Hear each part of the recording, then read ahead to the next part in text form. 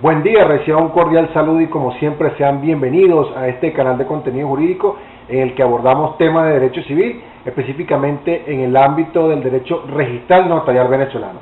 Bien, luego de unas semanas o algunos meses ya sin subir contenido al canal, ello producto de actividades laborales, actividades personales, hemos decidido en esta oportunidad abordar un tema o abordar un punto específico del tema de los contratos que lo habíamos venido prometiendo en programas anteriores y que es un documento bastante frecuente dentro de las notarías y los registros, y estamos refiriéndonos en este caso al documento de condominio.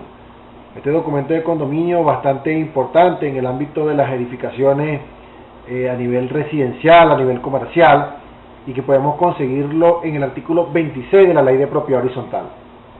Este artículo 26 de la Ley de Propiedad Horizontal nos señala en su encabezamiento qué requisitos debe contener el documento de condominio, es decir, al momento en el que el abogado redactor se dispone a redactar el documento de condominio, debe tener muy en cuenta estos requisitos establecidos en este artículo, porque es digamos que es lo primero que van a calificar en la oficina registral al momento en el que presenten el documento para su revisión.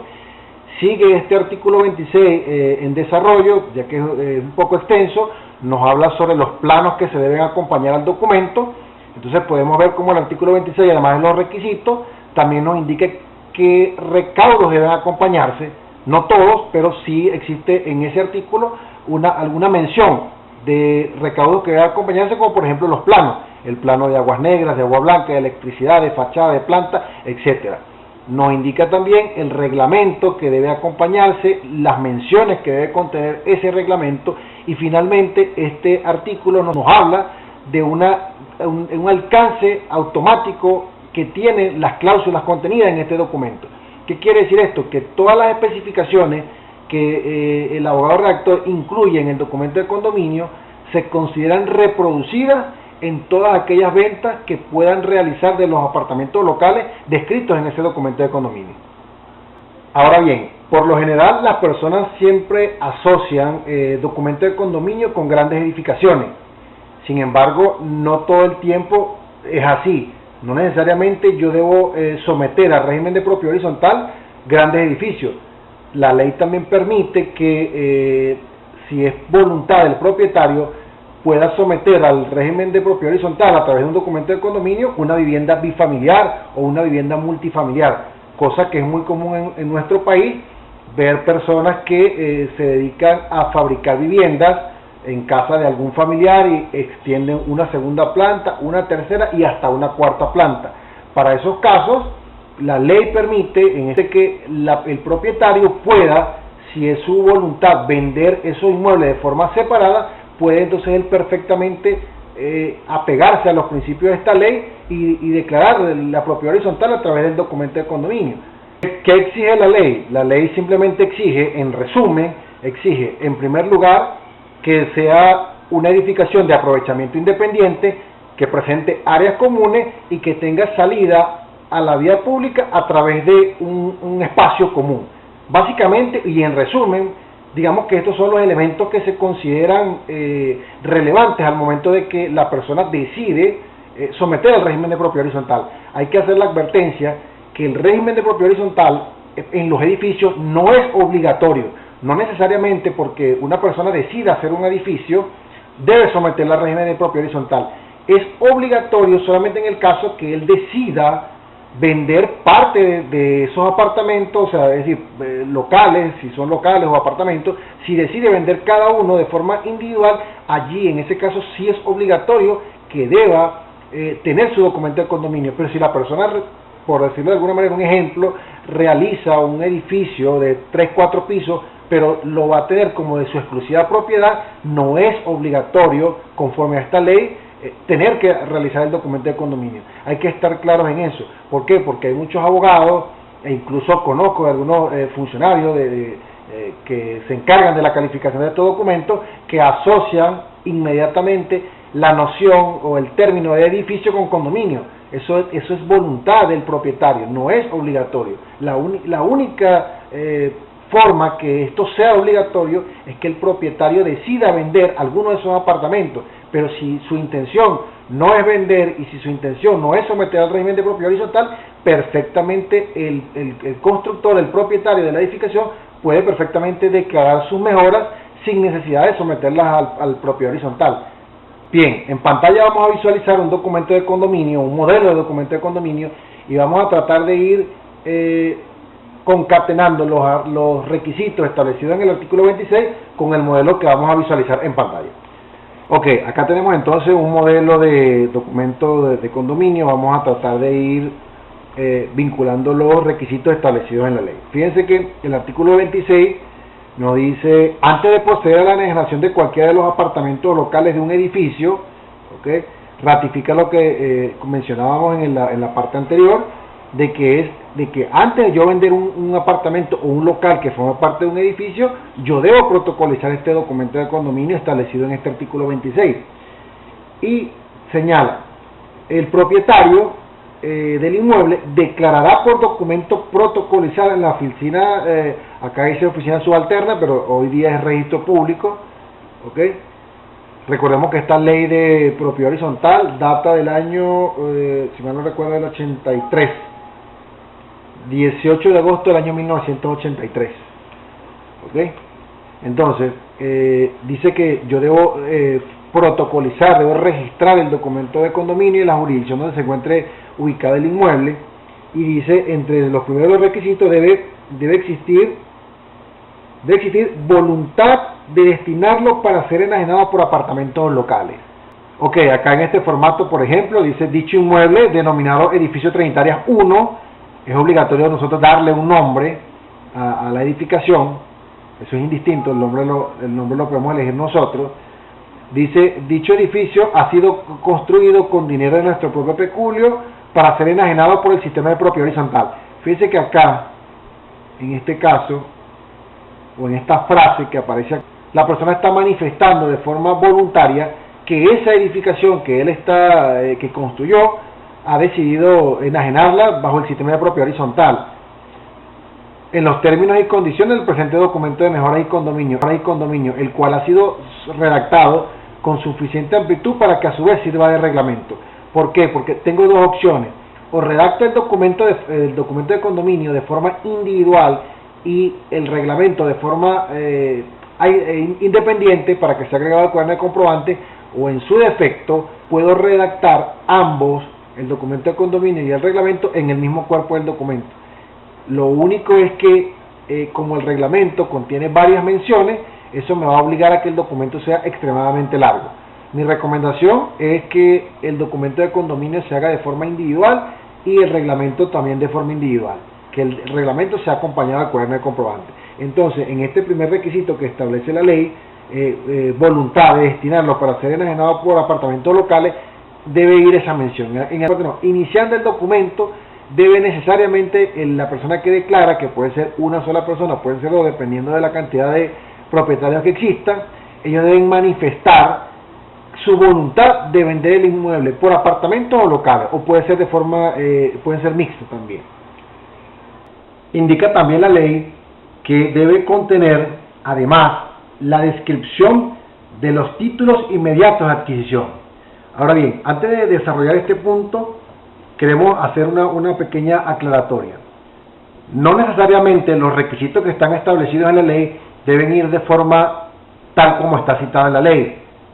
Es decir, el orden de los factores no altera el producto. Independientemente de que el abogado redactor pueda invertir estos requisitos que debe contener el documento, eso no va a perjudicar en nada el fondo del documento, el fondo del documento de condominio, siempre y cuando estén debidamente organizados y siempre y cuando el contenido de esa redacción sea de forma coherente, es decir, que tenga relación una cosa con la otra.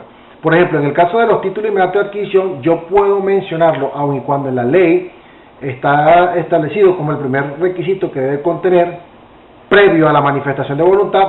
No necesariamente yo debo mencionar el título de adquisición en el encabezado.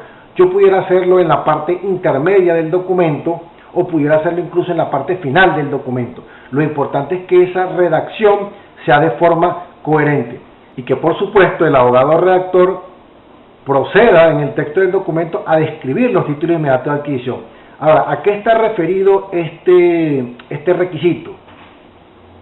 La persona que construye, la persona que decide emprender la edificación, lógicamente debe ser propietaria del lote de terreno sobre el cual se está llevando a cabo la edificación, y esas mejoras deben estar previamente declaradas. Ahora bien, también puede darse el caso en que la edificación aún no esté debidamente registrada, por lo que el propietario podrá, en el mismo documento de condominio, puede declarar las mejoras previamente en el mismo texto del documento, y por ese mismo documento pasa a someterlas al régimen de propiedad horizontal.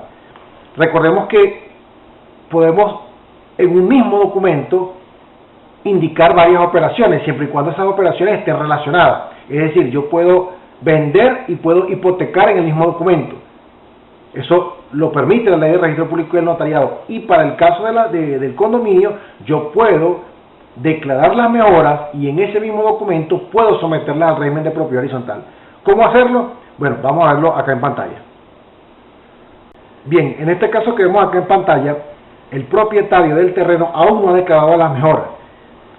Repito, para el caso de que las mejoras ya se encuentren debidamente declaradas, no existe ningún problema. El abogado redactor, conjuntamente con el propietario, pasan directamente a realizar el documento de condominio conforme a las especificaciones del artículo 26. Pero para este caso particular, en el que aún no han sido declaradas las mejoras, podríamos, entre tantas formas de hacerlo, recordemos que no tenemos un formato único de redacción, pero por decirlo de alguna manera, en un criterio personal, podríamos hacerlo de la siguiente manera. La persona es propietaria del lote de terreno y pudiera decir lo siguiente: soy propietario, vamos acá, soy propietario de un inmueble constituido por un lote de terreno. Acá en este fragmento podemos observar que la persona está manifestando que es propietaria de ese terreno. Y lógicamente más adelante en el cuerpo del documento debe decir, por supuesto, bajo qué documento le corresponde ese terreno. Pero ya acá lo está diciendo, dice que es propietario de un inmueble constituido por un lote de terreno y la edificación hoy sobre él construida. Vamos a prestar atención acá a esta frase, ¿no? Dice que es propietario del lote de terreno y la edificación hoy sobre él construida. Se está refiriendo a la edificación que se va a someter al régimen de propiedad horizontal. ¿Por qué dice la edificación hoy sobre él construida? Porque a nivel de documento aún todavía no existe. Y dice ubicado en X jurisdicción, cuyos linderos, medidas y demás especificaciones se especificarán más adelante.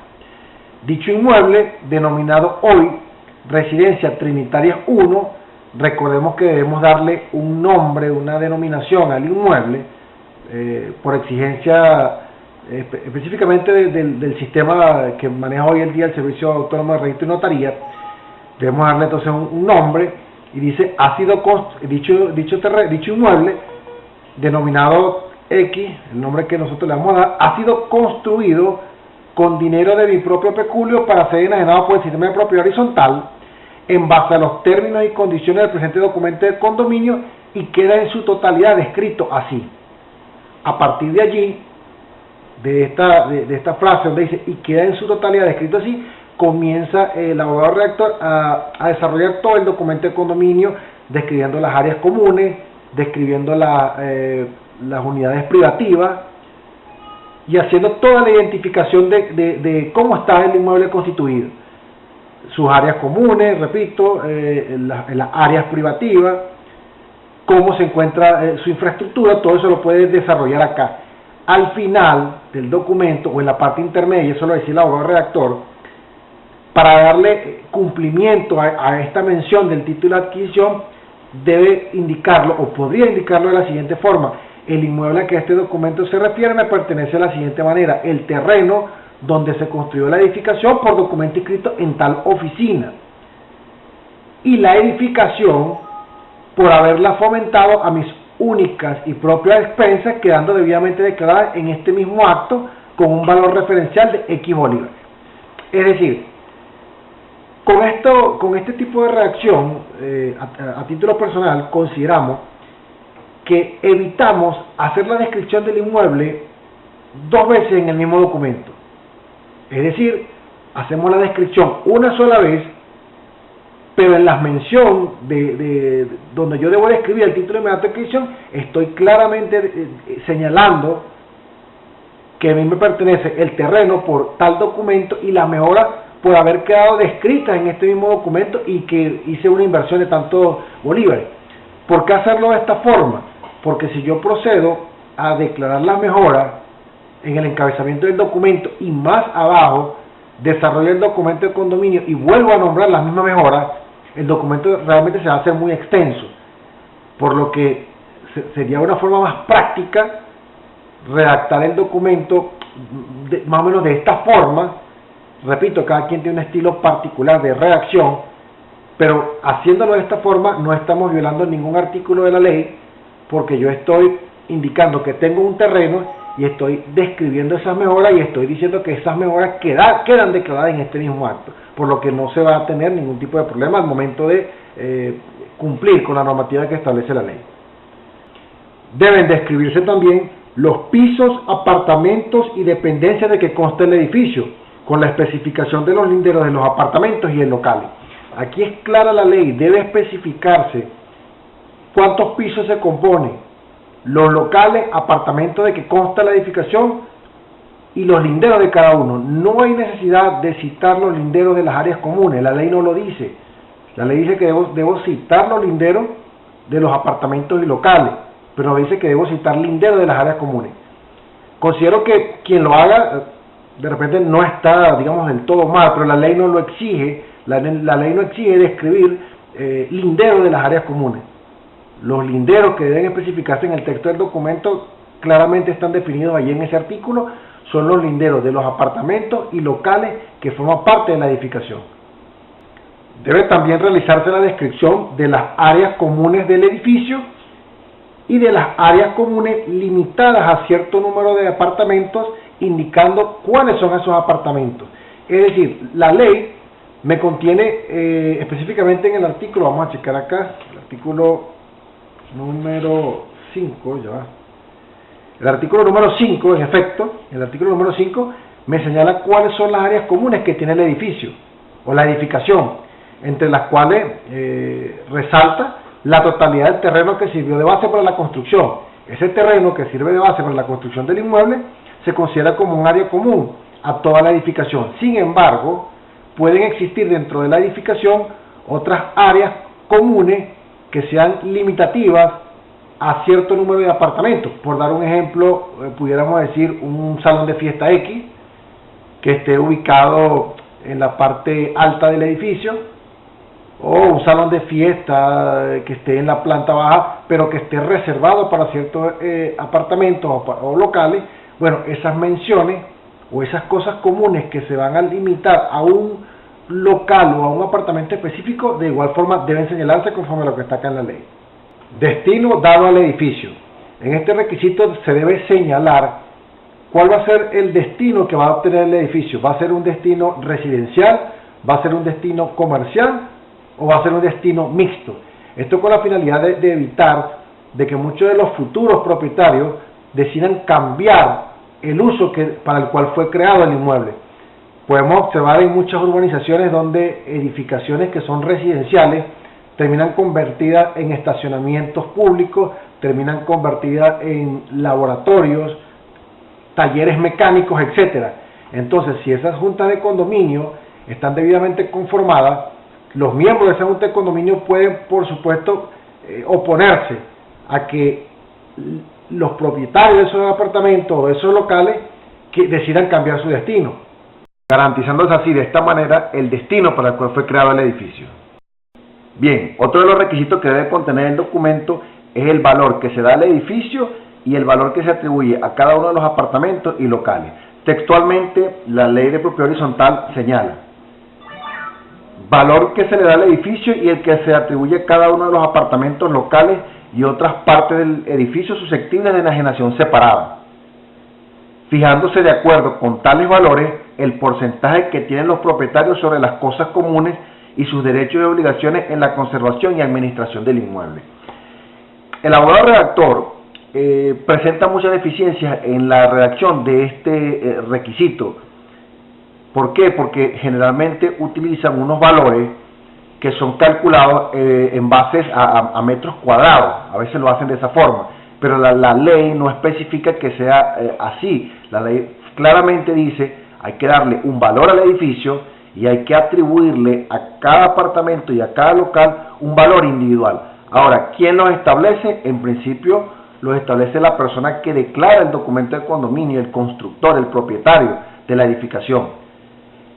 No necesariamente tienen que ser los valores reales, porque estos valores son simplemente referenciales para poder calcular estas alícuotas de condominio. Por ello repetimos, el valor que se da al edificio y el valor que se da al apartamento son referenciales, no necesariamente tienen que ser los precios reales. Claro está, si el abogado redactor desea especificar los costos reales, puede hacerlo, pero si no, puede hacer las estimaciones y colocarlo solamente a los efectos de hacer estos cálculos. Entonces, ¿cómo hacer este cálculo? Bueno, fíjense que allí dice valor del edificio es un 100%, es decir, debemos darle un valor y ese valor me representa un 100%, y hay que darle un valor referencial al apartamento o local y debemos aplicar una sencilla regla de 3 para poder calcular esa alícuota, y esa alícuota es la que nosotros debemos reflejar en el texto del documento. Allí abajo está la fórmula, es muy sencillo, dice valor del apartamento o local, es decir, el valor referencial que nosotros le atribuimos, multiplicado por 100 entre el valor del edificio. Una vez que nosotros hacemos esta sencilla regla de 3, eso nos va a arrojar un resultado, y ese resultado viene a convertirse en la alícuota porcentual. Fíjense en esta otra lámina que presentamos a continuación. Acá señala un cuadro en el que puede vaciarse esa información. No necesariamente el abogado debe reflejarla en un cuadro. Acá lo estamos colocando simplemente a manera de ejemplo. Puede hacerlo a renglón seguido en el texto del documento, pero de repente, conforme al estilo de redacción que tiene el abogado, si lo quieren hacer de una forma ordenada, podría ser también a través de este cuadro, tal como lo pueden apreciar, donde allí dice apartamentos. Bueno, ahí sería apartamentos locales, dependiendo del destino que tenga el inmueble. Bueno, ahí dice terraza, apartamento A, apartamento B, apartamento C, el valor referencial que le estamos dando a cada una de esas dependencias. Y una vez que aplicamos la regla de 3, eso nos va a arrojar una cuota porcentual. Allí dice porcentaje de participación sobre bienes comunes, o también podemos llamarlo la alícuota de condominio, es del 25%, para el caso en concreto, el caso que se está colocando como ejemplo, da ese porcentaje. Y ese porcentaje también debe reflejarse en una participación en centésimas. Lo ordena el artículo 7, por lo cual al resultado que nos arroja la alícuota debemos luego dividirlo entre 100, y eso nos va a dar esa participación en centésimas. ¿Qué artículo lo establece? Lo establece específicamente el artículo 7, vamos a revisarlo, donde el artículo 7 dice que a cada apartamento se le atribuirá una cuota de participación con relación al valor total del inmueble y referida en centésimas del mismo. Entonces, a la cuota, al resultado que nos arroja la regla de 3 y que nos determina la alícuota del condominio, luego nosotros debemos llevarla a centésimas partes por el mandato del artículo 7 de la Ley de Propiedad Horizontal, y debemos reflejarlo también en el texto del documento. ¿Cómo hacerlo? Se puede reflejar ya sea en un cuadro como lo tiene acá en pantalla, o también lo pueden hacer a renglón seguido. Cuando digo a renglón seguido, es decir, sin cuadros, sino simplemente la redacción de forma corrida, pues indicando apartamento A, pueden decir sus linderos, la superficie, y luego pueden indicar, tiene un valor referencial de tanto y una cuota de participación de tanto, reflejado o estableciéndose en porcentaje de participación en centésimas de tal número, tal cantidad. ¿Ok? Puede hacerle, eso depende de la redacción que tenga el abogado. Pero creo que este es uno de los requisitos que más genera confusión a los abogados. Esta alícuota se calcula, repito, en base al valor del edificio y al valor que se atribuye al apartamento del local. En ningún momento en la ley está establecido que por metros cuadrados o por cualquier otro elemento para su determinación. Es sencillo, se le da un valor referencial al edificio, se le da un valor referencial a ese apartamento o local, se hace esta regla de 3 y nos determina la alícuota tal cual lo hemos podido apreciar en esta lámina. Finalmente, este artículo 26, en cuanto a los requisitos que debe contener el documento, nos señala que debe indicarse los gravámenes que pesan sobre el inmueble, así como cualquier circunstancia adicional que se quiera hacer constar. En cuanto a los gravámenes que pesan sobre el inmueble, debemos tener muy en cuenta que el artículo 27 señala que si el inmueble que va a someterse al régimen de propiedad horizontal está hipotecado, no podrá inscribirse si no se tiene la autorización del acreedor hipotecario de forma auténtica. Es decir, no basta con una autorización, digamos, privada por parte del acreedor hipotecario. Debe ser ante una autoridad pública para que pueda surtir efecto. Entonces, debe necesariamente indicarse. Si tiene algún gravamen, hay que especificarse y especificar los datos. Si el inmueble no posee gravamen, pues debe señalarse que no posee gravamen hipotecario, ni prohibición de enajenar y gravar, ni nada que impida la protocolización del documento de condominio. Y en relación a ese requisito general que señala al final, donde dice que se puede indicar cualquier otra circunstancia, bueno, es algo que queda bastante amplio allí para que la persona pueda señalar, como lo dice el artículo, cualquier circunstancia que desea hacer constar. Decíamos que este artículo, en cuanto a los requisitos, esta es la parte final, no la parte final del artículo, porque el artículo es más extenso. El artículo habla más adelante sobre los planos que deben presentarse, habla también sobre lo que debe contener el reglamento de condominio, que no lo vamos a tocar en este video porque haríamos muy extenso el video. Eso ya lo dejaríamos para otra oportunidad, porque el reglamento que debe contener el documento de condominio tiene también sus requisitos. Por ejemplo, atribuciones de la Junta de Condominio, garantía que debe prestar el administrador, etc. Por eso le digo que es algo extenso, que podría dejarse para otro video. Pero básicamente los requisitos son los requisitos que acabamos de mencionar durante estos 15-20 minutos. Se trató de hacer el esfuerzo de sintetizar lo más que se pudo. Por supuesto, estos son temas que abarcan mucho comentario por la importancia práctica que tienen dentro de la vida de los edificios, pero el resumen o la finalidad del video es hacer un resumen en unos 20 minutos, que es lo que aproximadamente dura el video, tratando de dar a conocer los aspectos más importantes en el documento de condominio. No resta más por ahora que despedirnos de ustedes e invitarlos a que puedan suscribirse al canal en señal de apoyo al contenido jurídico que por acá desarrollamos. Un feliz día y será hasta una próxima oportunidad.